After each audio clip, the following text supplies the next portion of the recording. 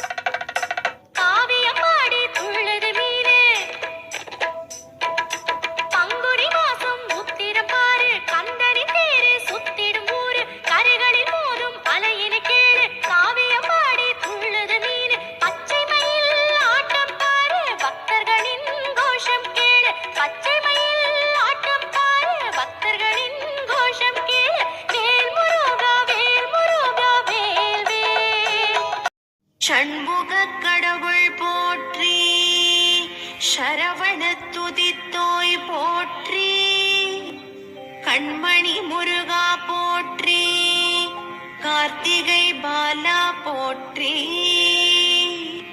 தன்மலர் கடப்ப மாலை தாங்கிய தோழ போற்றி, விண்மதி வதன வள்ளி